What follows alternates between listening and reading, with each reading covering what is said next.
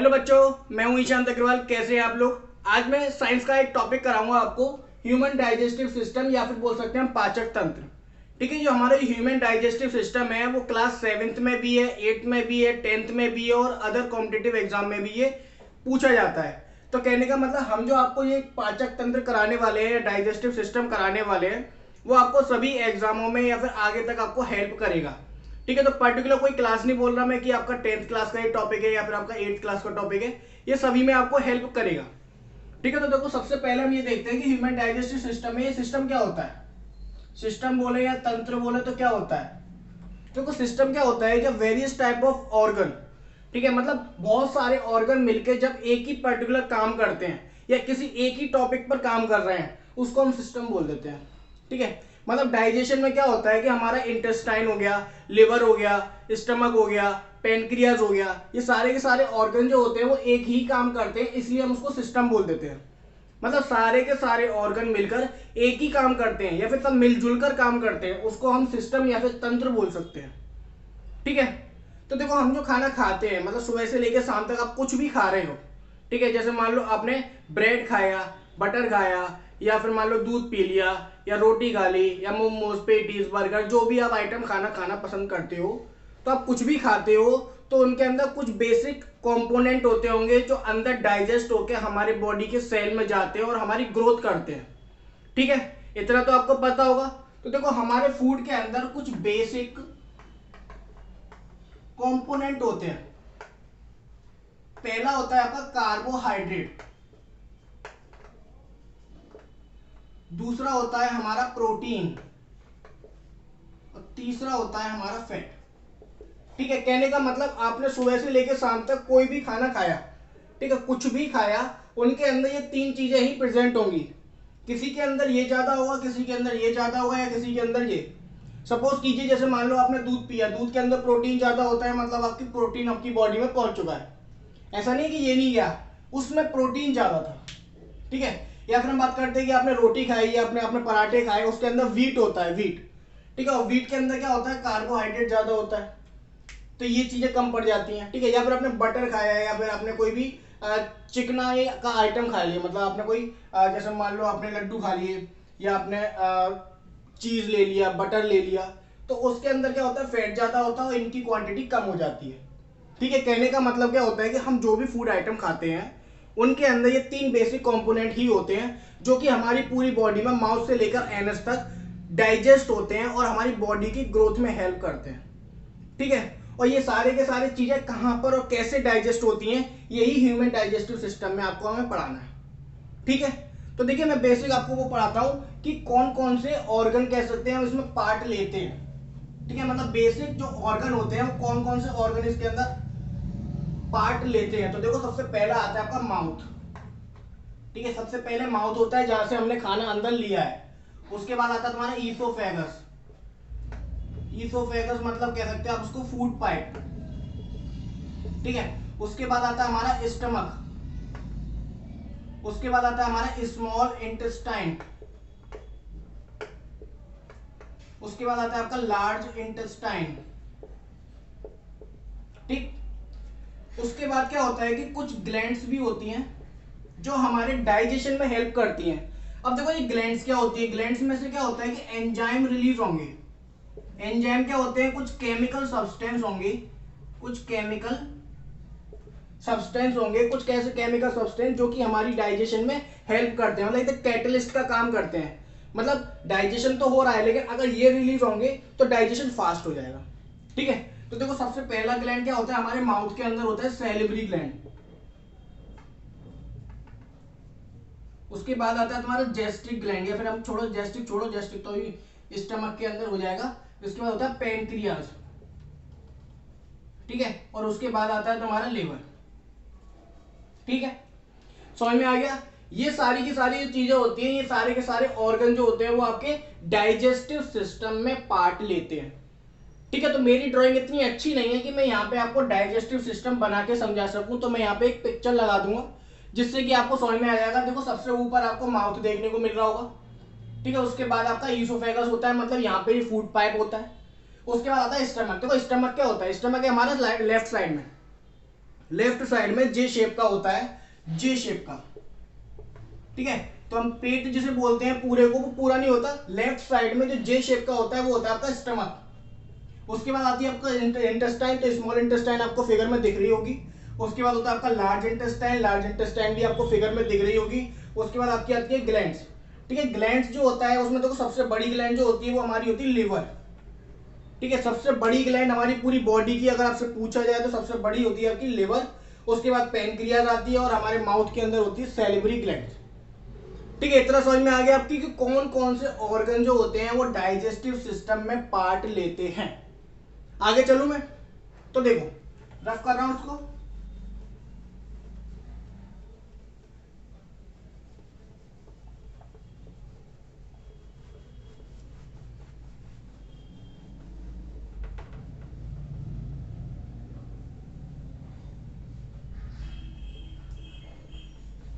तो देखो डाइजेशन जो होता है वो एक साथ नहीं होता है, इसके कई सारे स्टेप हैं। तो सबसे पहला स्टेप होता है आपका इंजेशन, ठीक है, या कह सकते हैं वेरियस स्टेप्स। स्टेप्स का मतलब भाई कोई काम हुआ है तो वो एक साथ तो हो नहीं जाएगा, स्टेप बाय स्टेप आगे बढ़ा होगा। तो सबसे पहला होता है आपका इंजेशन, उसके बाद आता है आपका डाइजेशन, उसके बाद आता है आपका एब्जॉर्प्शन, ठीक है। उसके बाद आता है आपका एसिमिलेशन और लास्ट में आपका आता है इगेशन, ठीक है। इतना समझ में आ गया आपको। तो देखिए मैं आपको इतना समझाता हूं कि पहले ये सारे के सारे जो स्टेप होते हैं वो होते कौन कौन से हैं, ठीक है।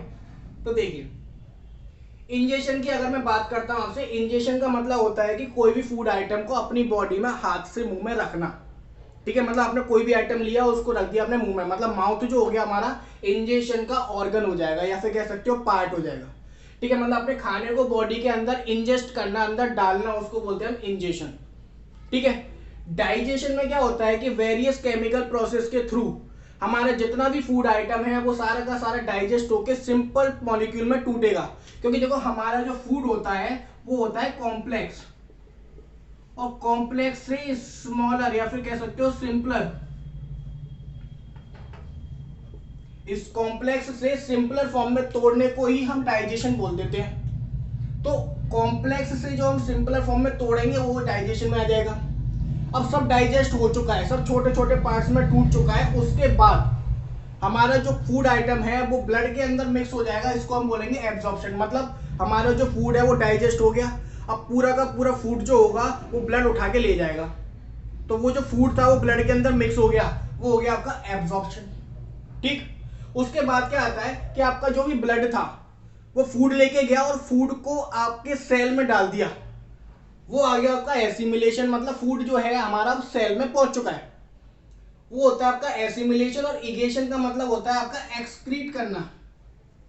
कहने का मतलब क्या होता है कि हमारी बॉडी का जो भी अनडाइजेस्टेड पार्ट बचा उसको बॉडी से बाहर निकालना, ठीक है। इतना समझ में आ गया। कहने का मतलब मैं आपको बस ये बता रहा हूं कि जो 5 प्रोसेस है इसमें इंजेशन होता है बॉडी में फूड को डालना, ठीक है। दूसरा होता है डाइजेशन, मतलब सिंपलर फॉर्म में तोड़ना। एब्जॉर्प्शन मतलब जो फूड टूट चुका है वो सिंपलर फॉर्म में टूट चुका है उसको दोबारा ब्लड में मिक्स करना, ठीक है। एसिमिलेशन का मतलब होता है कि जो ब्लड है वो सेल में पहुंचाएगा खाना, ठीक है। तो ब्लड से जो खाना है वो सेल के अंदर चला जाएगा, वो हो जाएगा आपका एसिमिलेशन। और उसके बाद लास्ट आता है आपका इगेशन। इगेशन का मतलब जो खाना आपका बच गया, भाई पूरा खाना खाया आपने तो ऐसा तो नहीं है कि आपने जो भी खाना खाया वो पूरा डाइजेस्ट हो जाएगा, उसका कुछ पार्ट डाइजेस्ट होता है और कुछ पार्ट डाइजेस्ट नहीं हो पाता है। तो जो अनडाइजेस्टेड पार्ट बचता है या फिर आप कह सकते हो वेस्ट बचता है, ठीक है, बॉडी से एक्सक्रीट करते हैं, उसको हम कहते हैं इगेशन, ठीक है। समझ में आ गया। अब मैं कराता हूं आपको फंक्शन की, मतलब कौन से टाइम पे कैसा वो डाइजेशन होता है, ठीक है। मतलब डाइजेशन में मेन जो भी मैंने आपको ये सारे ऑर्गन बताए थे इनका क्या क्या रोल होता है, ठीक है। तो देखिए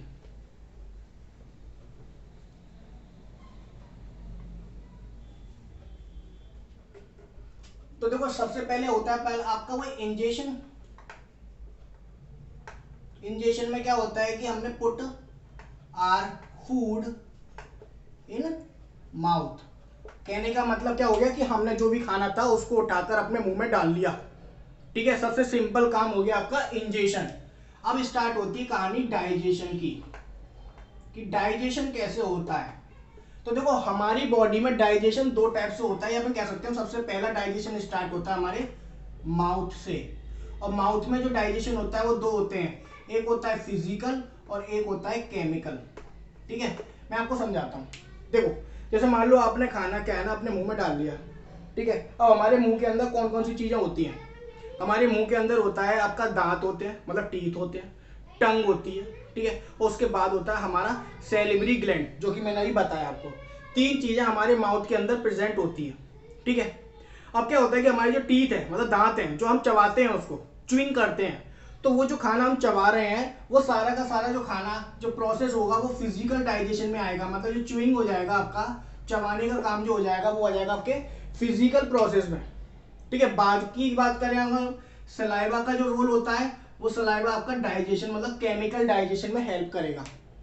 ठीक है, तो देखो सबसे पहला हमारा क्या होता है कि तीन चीजें प्रेजेंट होती हैं। हमारा पहला होता है टीथ, दूसरी चीज होती है हमारे अंदर इसके अंदर टंग,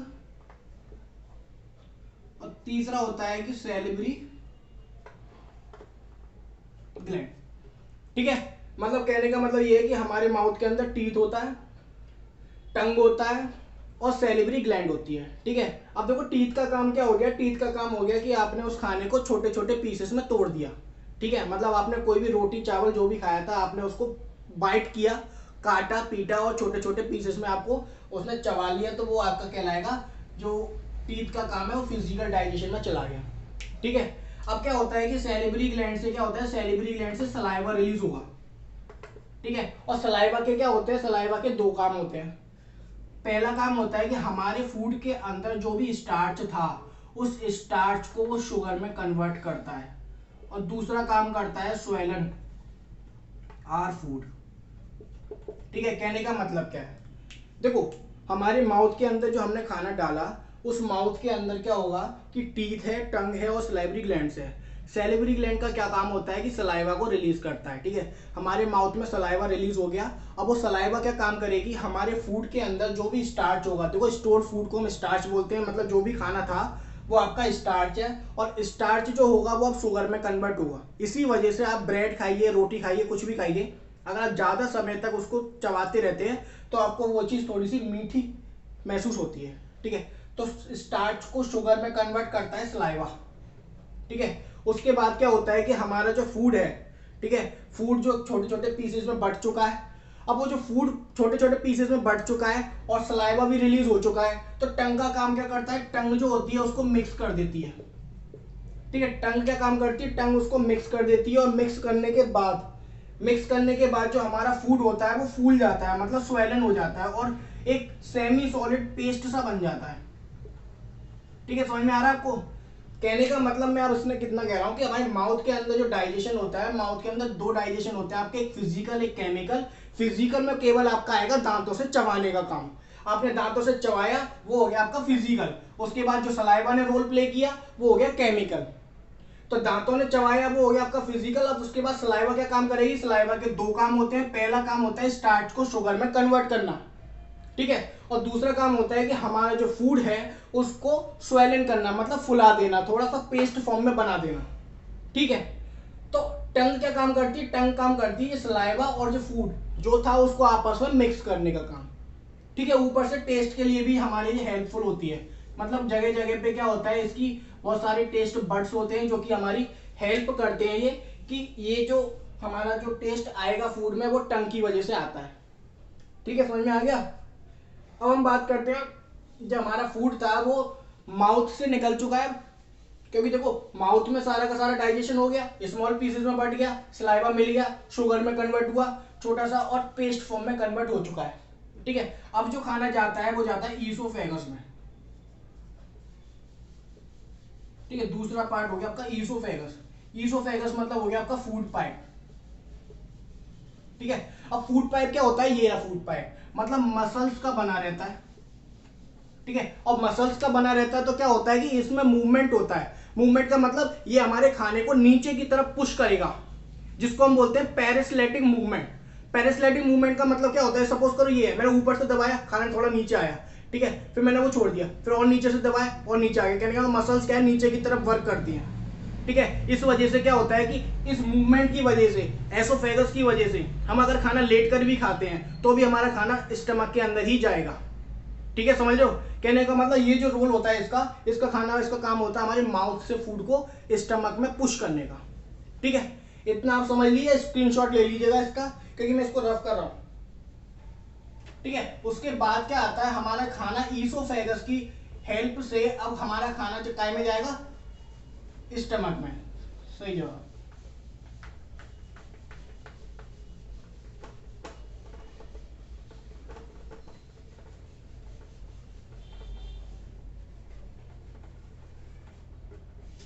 तो देखो अब जाएगा हमारा खाना स्टमक के अंदर, मतलब तीसरा स्टेप हो गया हमारा स्टमक का, ठीक है।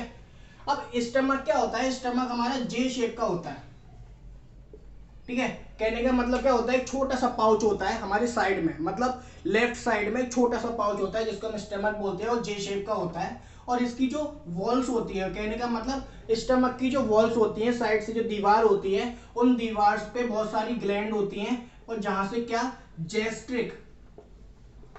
जेस्ट्रिक जूस रिलीज होता है, ठीक है। कहने का मतलब स्टमक की जो वॉल्स होती हैं, उस स्टमक की वॉल्स पे से जो जूस निकलेगा, या कह सकते हो ग्लैंड जो प्रेजेंट होती है उनसे जो जूस निकलेगा, उसको हम जेस्ट्रिक जूस बोल देते हैं। और जेस्ट्रिक जूस के 3 कंपोनेंट होते हैं, मतलब एक ही जेस्ट्रिक जूस में 3 चीजें प्रेजेंट होती हैं। पहला होता है आपका HCl, दूसरा होता है आपका पेप्सिन, और तीसरा होता है आपका म्यूकस, ठीक है। इतना समझ में आ गया आपको। कहने का मतलब मैंने आपको क्या बताया कि सबसे पहला डाइजेशन हमारा माउथ से स्टार्ट हुआ, माउथ से जितना भी खाना था वो हमारा ईसोफेगस के थ्रू आ गया स्टमक में, ठीक है। तो स्टमक जे शेप का होता है, वॉल्स में ग्लैंड्स होती है, और ग्लैंड से क्या होता है, जेस्ट्रिक जूस रिलीज होगा।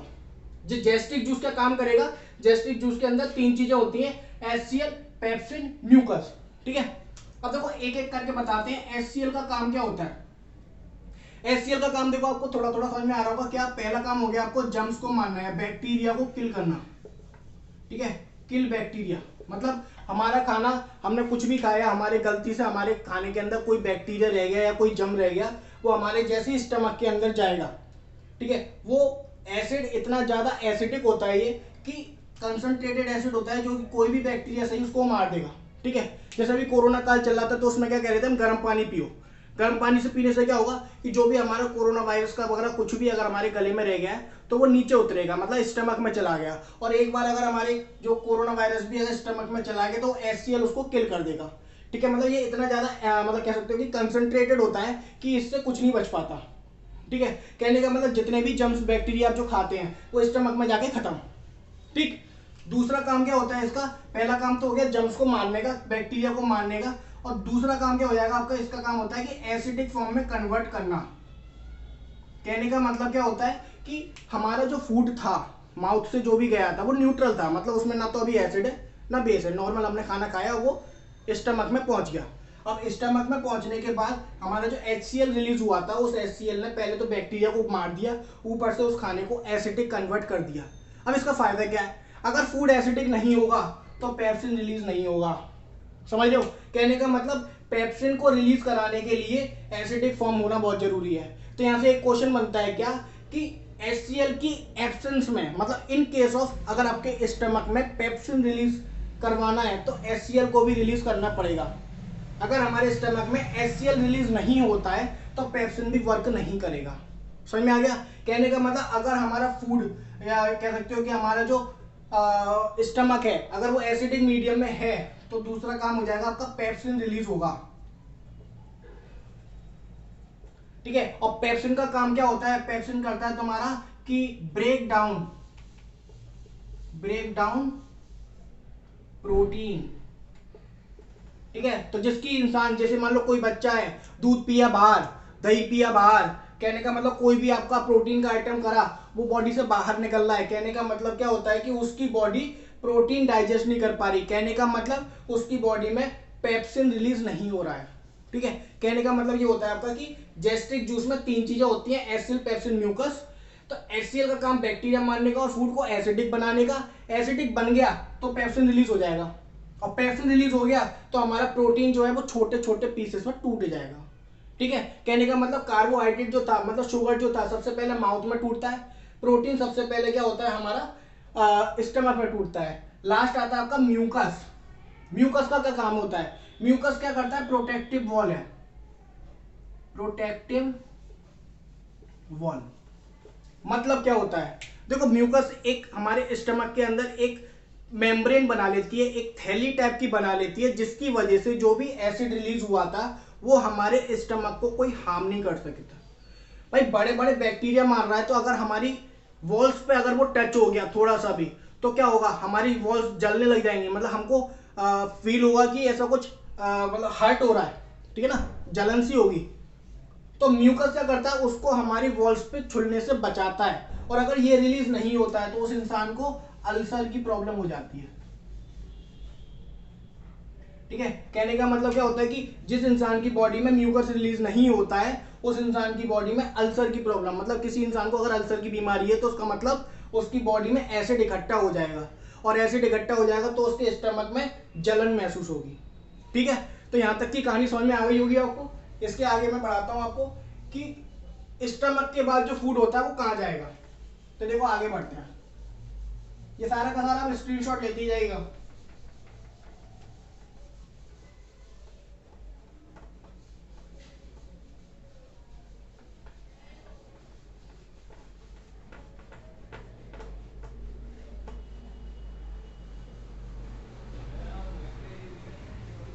तो देखिए, अब डाइजेशन हमारा स्टमक तक हो चुका है। अब स्टमक से जो खाना होगा वो हमारे सबसे पहले जाएगा, तीसरा पार्ट, तीसरा हो गया, चौथा एरिया है स्मॉल इंटेस्टाइन में जाएगा।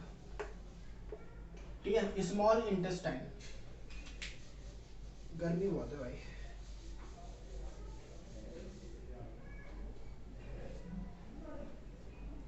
हाँ, तो देखो स्मॉल इंटेस्टाइन में हमारा खाना पहुंच चुका है। तो देखो स्मॉल इंटेस्टाइन में दो चीजें कनेक्ट होती हैं। पहला होता है आपका लिवर और दूसरा होता है आपका पेनक्रियास। ठीक है, कहने का मतलब क्या होता है कि हमारा खाना स्मॉल इंटेस्टाइन तक तो चला गया। ठीक है, स्मॉल इंटेस्टाइन में जो भी कुछ होगा वो बाद में रिलीज होगा। सबसे पहले लिवर जो होता है, लिवर में से क्या होता है कि बाइल जूस निकलता है। ठीक है, और ये बाइल जूस जो होता है वो गॉल ब्लैडर। ठीक है, कहने का मतलब क्या होता है कि हमारी बॉडी में जो स्टमक है, स्टमक से खाना हमारे स्मॉल इंटेस्टाइन में पहुंच गया, और स्मॉल इंटेस्टाइन में जो खाना होगा, स्मॉल इंटेस्टाइन में खाना जो होगा वो लिवर से और पेनक्रियास से, दो ग्लैंड से हमारे क्या ना केमिकल रिलीज होंगे, एंजाइम्स रिलीज होंगे, जिसकी वजह से जो हमारा फूड है वो इमल्सिफाइड होगा, मतलब ब्रेक डाउन होगा, डाइजेस्ट होगा। तो सबसे पहला होता है आपका लिवर। लिवर क्या काम करता है? लिवर में बाइल जूस रिलीज होता है, और बाइल जूस स्टोर कहाँ होता है? स्टोर होता है आपका गॉल ब्लैडर में, हिंदी में बोले तो पित्त की थैली। ठीक है, तो क्या होता है बाइल जूस से? क्या काम होता है हमारा? बाइल जूस काम करता है हमारे फैट को इमल्सिफाइड करता है। कहने का मतलब हमारे फूड के अंदर जो भी फैट होता है उसको छोटे छोटे फॉर्म में कन्वर्ट करने का काम करता है।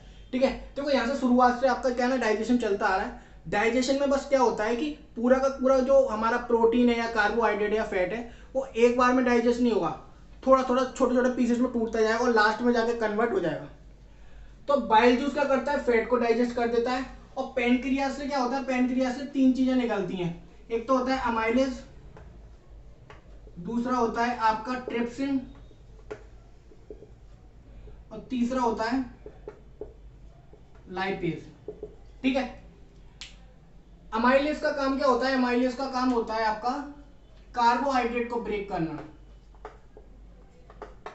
इसका काम होता है ट्रिप्सिन का प्रोटीन को ब्रेक करना, और इसका काम होता है आपका फैट को ब्रेक करने का। ठीक है, समझे? तो देखो, कार्बोहाइड्रेट सबसे स्टार्टिंग में हमारे माउथ में डाइजेस्ट हुआ था। ठीक है, प्रोटीन सबसे पहले स्टमक में डाइजेस्ट हुआ था, उसके बाद फैट जो होता है वो बाइल जूस से डाइजेस्ट हुआ था। यहाँ पे आ गया सेकंड प्रोसेस। कहने का मतलब अमाइलेज क्या करता है? बचा हुआ जो भी हमारा फूड था उसके अंदर जो भी कार्बोहाइड्रेट था वो उसको तोड़ेगा ये। ठीक है, ट्रिप्सिन का काम करेगा, बचा हुआ जो प्रोटीन था वो उसको डाइजेस्ट करेगा। उसके बाद लाइपेज जो है वो बचा हुआ जो भी तुम्हारा फैट है वो उसको डाइजेस्ट करेगा। ठीक है, इतना सब कुछ करने के बाद अब ये स्मॉल इंटेस्टाइन क्या करता है, अपना काम शुरू करता है। कहने का मतलब स्मॉल इंटेस्टाइन से इंटेस्टाइनल जूस रिलीज होगा, ठीक है। इंटेस्टाइनल जूस का काम क्या होता है, पहला कि जो कार्बोहाइड्रेट था, कार्बोहाइड्रेट को ग्लूकोज में कन्वर्ट करेगा। मतलब कहने का मतलब ये सब डाइजेस्ट तो हो गए, ठीक है, लेकिन इस फॉर्म में कन्वर्ट नहीं हुए जिस फॉर्म में हमारी बॉडी उसको एब्जॉर्ब करेगी, ठीक है। तो कार्बोहाइड्रेट जो होता है लास्ट में ग्लूकोज फॉर्म में कन्वर्ट होता है, मतलब वाटर सॉल्युबल फॉर्म में कन्वर्ट होगा, जिसकी वजह से हमारी बॉडी उसको ले पाएगी, ठीक है। अगला होता है तुम्हारा ये प्रोटीन। प्रोटीन प्रोटीन जो होता है वो अमीनो एसिड में कन्वर्ट होगा, ठीक है। और तीसरा क्या होता है हमारा फैट। फैट जो होगा वो हमारा फैटी एसिड में जाएगा, ठीक है। समझ में आ गया। कहने का मतलब इतना सा है कि सारा डाइजेशन हो गया, यहां तक की कहानी सब खत्म हो गई। उसके बाद ये स्मॉल इंटेस्टाइन क्या करता है कि सबको व्यवस्था करता है कि हमारी फूड में जाए वो। तो उसके लिए क्या होता है कि जो कार्बोहाइड्रेट जो डाइजेस्ट हो चुका था उसको ये ग्लूकोज में कन्वर्ट कर देता है, वाटर सॉल्युबल फॉर्म, ठीक है ना, बिल्कुल पानी जैसा। प्रोटीन जो होता है उसको अमीनो एसिड में कन्वर्ट कर देता है, जो फॉर्म हमारी बॉडी एब्जॉर्ब करेगी। उसके बाद फैट जो होता है वो कर देता है हमारा फैटी एसिड में, ठीक है। और यहाँ पर पूरा का पूरा डाइजेशन खत्म हो जाता है। ये जो फॉर्म है ये हमारे जो भी आपने खाना खाया था उसमें से अब ये तीनों चीजें अलग हो जाती हैं। क्वांटिटी अलग अलग हो सकती है लेकिन ये सारी की सारी चीजें अब अलग हो जाती हैं। समझ में आ गया। कहने का मतलब कंप्लीट डाइजेशन आपका स्मॉल इंटेस्टाइन तक खत्म। इसके बाद क्या होता है, इसके बाद देखो क्या होता है,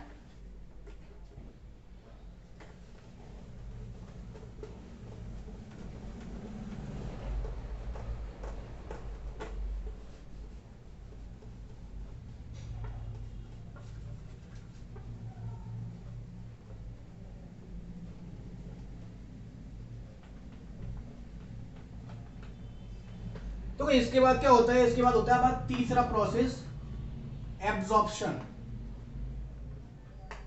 एब्जॉर्प्शन में क्या होता है कि हमारी जो स्मॉल इंटेस्टाइन होती हैं उसके सरफेस पे एक मतलब एक कह सकते हो स्ट्रक्चर होता है आपका विली। विली का मतलब जैसे कि आप अपनी उंगलियों को देखिए, उंगली पे फिंगर लाइक प्रोजेक्शन मतलब फिंगरप्रिंट से नजर आ रहे होंगे, उस टाइप की एक शेप होती है विली, जिसमें क्या होता है कि ब्लड कैपिलरी प्रेजेंट होती है, ब्लड कैपिलरी।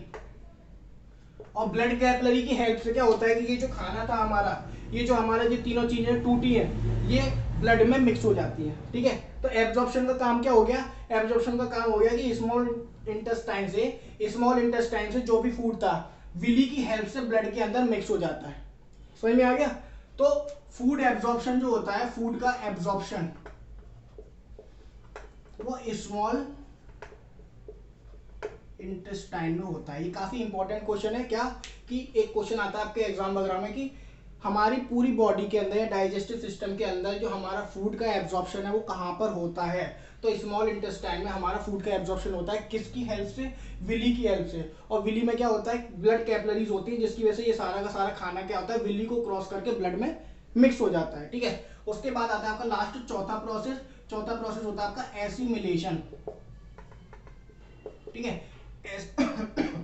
एसिमिलेशन क्या काम करता है आपका, तो जो हमारा ब्लड में सारा खाना पहुंच चुका है और ब्लड क्या काम करेगा, अब ब्लड जाएगा सेल के पास, एक एक सेल के अंदर क्या होगा, ब्लड फूड की सप्लाई करेगा और ये सारा का सारा फूड जो होगा वो हमारे सेल के अंदर पहुंच जाएगा। इस प्रोसेस को बोलते हैं हम एसिमिलेशन, ठीक है। और लास्ट सबसे कंप्लीट जो हमारा लास्ट में बचता है इगेशन।